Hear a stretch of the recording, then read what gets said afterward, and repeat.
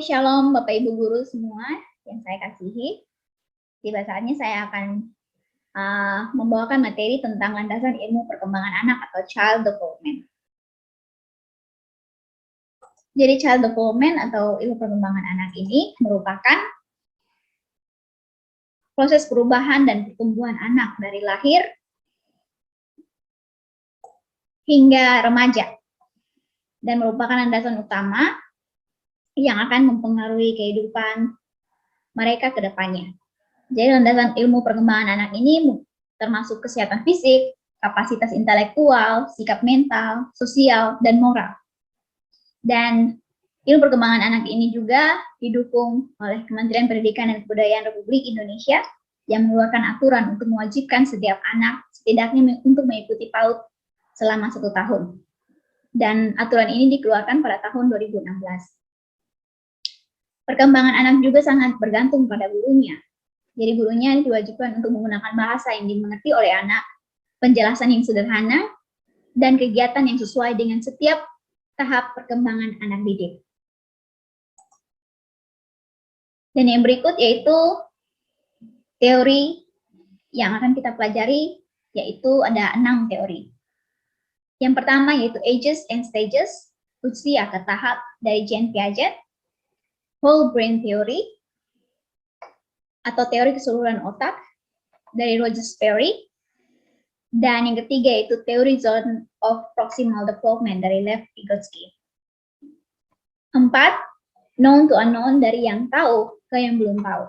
Yang kelima, Social Environment, lingkungan sekitar dari Bron Freiberger, dan yang keenam yaitu Bloom Taxonomy atau taksonomi Bloom dari Benjamin Bloom.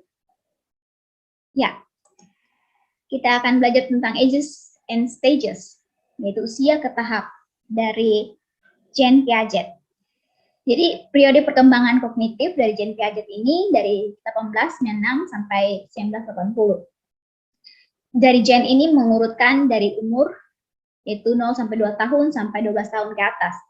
Dan 0 sampai 2 tahun itu merupakan periode sensori motor, di mana eksplorasi dunia secara fisik dengan menggunakan panca indera. Jadi di usia 0 sampai 2 tahun itu mereka sudah menggunakan panca indera mereka dengan melihat, mendengar, merasa, dan menyentuh. Dan di usia 2 sampai 7 tahun, yaitu merupakan periode praoperasional. Jadi perkembangan bahasa, pemikirannya masih bersifat egosentris. Pembelajaran masih melalui eksperimentasi secara langsung. Dan 7 sampai 11 tahun merupakan periode operasional konkret. Dari usia ini, mereka sudah mulai menggunakan logika mereka untuk mengurutkan dan mengklasifikasi benda. Dan 12 tahun ke atas, periode merupakan periode operasional formal, di mana kemampuan untuk berpikir secara abstrak, menalar secara logis, dan menarik kesimpulan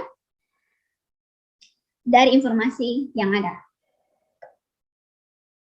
Oke, yang berikutnya yaitu aspek perkembangan anak. Jadi aspek perkembangan anak ini ada 4. Perkembangan fisik, di mana perkembangan fisik itu dibagi menjadi motorik halus dan motorik kasar. Motorik halus itu kita tahu bahwa seperti memegang pensil, memegang benda-benda yang halus atau yang lembut. Kalau motorik kasar itu seperti anak-anak bermain di luar halaman, bermain bola kaki, bermain tali, bermain dengan teman-teman di luar. Dan perkembangan sosial emosional, perkembangan bahasa, dan perkembangan kognitif. Ya, jadi ada proses juga membangun pengetahuan baru. Ada 3 yaitu asimilasi, mengintegrasikan ide dan pengalaman baru dengan informasi dan pengetahuan yang sudah ada. Akomodasi, mengubah pikiran berdasarkan informasi dan pengalaman baru. Dan adaptasi merupakan hasil dari 2 proses, asimilasi dan akomodasi. Kita belajar teori yang kedua yaitu dari Whole Brain Theory atau teori keseluruhan otak dari Roger Sperry. Jadi Roger Sperry ini melakukan penelitian terhadap otak manusia, yaitu di dalam otak manusia dibagi menjadi 2, yaitu otak kanan dan otak kiri. Di mana otak kanan itu terdapat emosi, kreatif, dan art. Dan otak kiri ada kognitif, pengetahuan, analisis, menghitung, yaitu dalam hal matematika.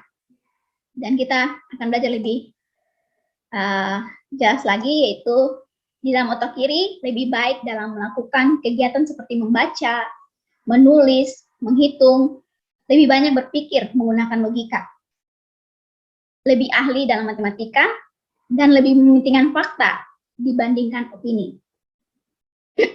Di otak kanan kita, yaitu emosi, terdapat emosi, kreatif, dan art. Banyak berimajinasi, sering melamun mencari ide, cenderung menyukai seni, di mana itu ada musik, tarian, dan lebih sering menggunakan intuisi dalam memahami sesuatu. Dan yang berikut kita akan pelajari tentang teori yang ketiga dari Lev Vygotsky, tentang teori perkembangan sosial kognitif. Jadi teori dari Lev Vygotsky ini, dia meneliti tentang zone of proximal development, yang menerangkan bahwa dalam proses pembelajaran ada jangkauan keterampilan berbeda. Keterampilan yang sudah ada dikuasai oleh anak, tetapi ada juga anak yang harus diberikan bantuan eksternal untuk belajar hal baru. Jadi pentingnya pembinaan dan dukungan dari orang lain. Jadi dari gambar ini kita bisa lihat bahwa jangkauan keterampilan anak, jadi keterampilan yang telah dikuasai oleh anak ke keterampilan yang terlalu sulit dikuasai oleh anak secara mandiri, tetapi dapat dikuasai dengan pembinaan dan dukungan dari orang lain yang berpengetahuan. Dan yang berikut, yaitu keterampilan yang belum dikuasai anak.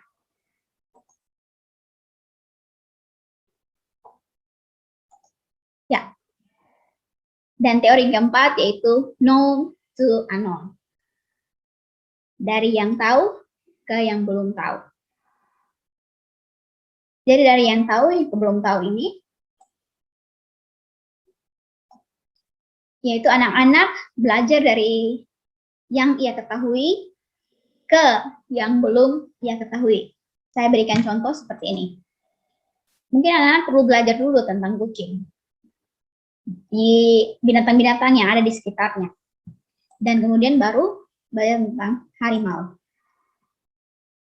Contoh lain, seperti yang ada di Alor. Banyak sekali rusa yang ada di sana. Mungkin anak-anak belajar dulu tentang rusa. Model-model rusa, rusa bertanduk berapa, dia punya model seperti bagaimana. Jadi anak-anak bisa belajar dulu tentang binatang rusa ini, barulah dia belajar tentang unta.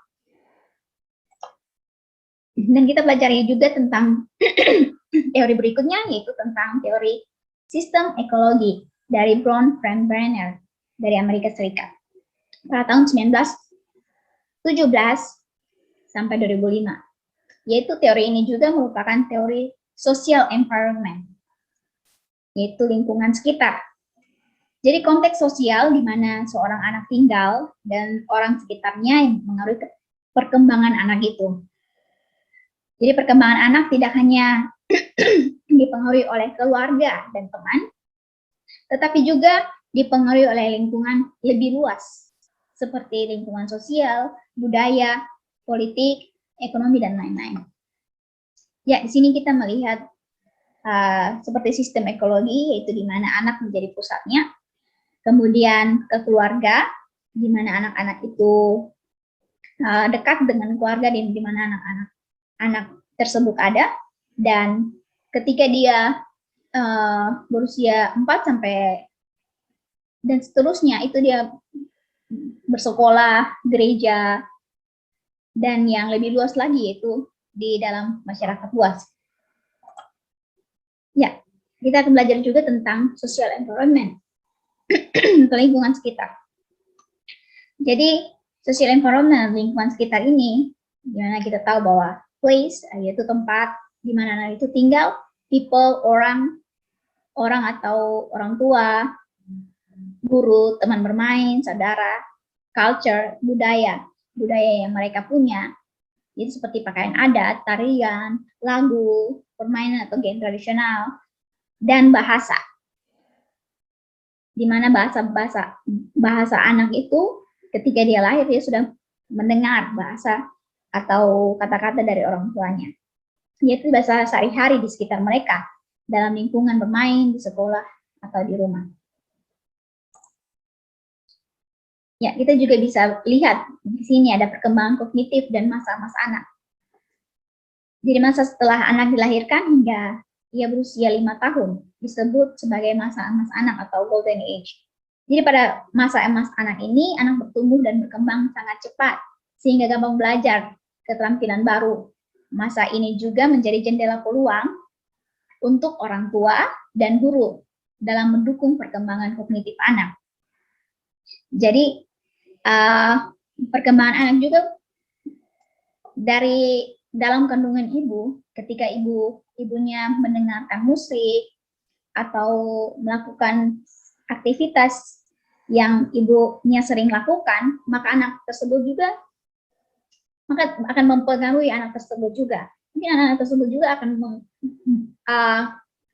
akan senang dengan hal-hal yang sering dilakukan oleh ibunya, dan dia pun akan melakukan hal yang sama seperti ibunya. Dia mendengarkan musik, dia sudah biasa dengan musik tersebut, dan dengan itu juga maka perkembangan kognitif anak itu bisa bertumbuh dengan cepat. Dan kita akan belajar juga tentang teori berikut dari teori Bloom taksonomi dari Benjamin Bloom. Jadi kita bisa lihat di sini, mengingat, memahami, mengaplikasikan masih dalam level rendah. Di dalam level tinggi yaitu sampai tahap menganalisis, mengevaluasi, dan berkreasi atau menciptakan. Jadi kita jangan guru-guru, jangan hanya puas saja dalam hal mengingat, tetapi kita harus sampai mengajar anak-anak harus sampai pada tahap yang lebih tinggi, yaitu menciptakan atau berkreasi. Jadi mengingat itu merupakan mengenali dan mengenal fakta. Memahami atau understand merupakan apa arti dari fakta tersebut. Mengaplikasi atau menerapkan, yaitu menerapkan fakta, kurang konsep, dan ide. Dan menganalisis, memecahkan informasi menjadi beberapa bagian. Dan evaluasi, menilai nilai informasi atau ide, dan sampai menciptakan, yaitu berkreasi atau menciptakan, itu menggabungkan bagian untuk membuat keseluruhan baru dari sampai tahap itu. Jadi guru-guru jangan sampai puas saja, oh anak-anak saya sudah pintar, mereka sudah bisa mengingat, mereka sudah bisa menghafal dengan baik, dan mereka sudah bisa paham apa yang saya ucapkan. Tetapi jangan sampai tahap itu saja. Usahakan guru-guru bisa mengajar mereka ke tahap yang lebih tinggi, yaitu sampai tahap bisa menganalisis sesuatu benda atau hal-hal yang dipelajari, sampai tahap mengevaluasi dan menciptakan atau berkreasi. Seperti dalam buku, misalnya dalam buku tersebut, anak-anak sudah bisa menciptakan hal-hal baru atau cerita baru dari buku yang Bapak Ibu guru baca. Dan ini saya mengutip satu statement dari Jean Piaget yang mengatakan bahwa tujuan utama pendidikan di sekolah haruslah menciptakan anak yang mampu melakukan hal-hal baru, tidak sekedar mengulangi apa yang telah dilakukan oleh generasi lain. Jadi itu statement dari Jean Piaget. Oke, mungkin itu saja materi dari saya. Terima kasih. Dan materi yang lebih detail lagi tentang Bloom taksonomi akan dijelaskan oleh Ibu Jun.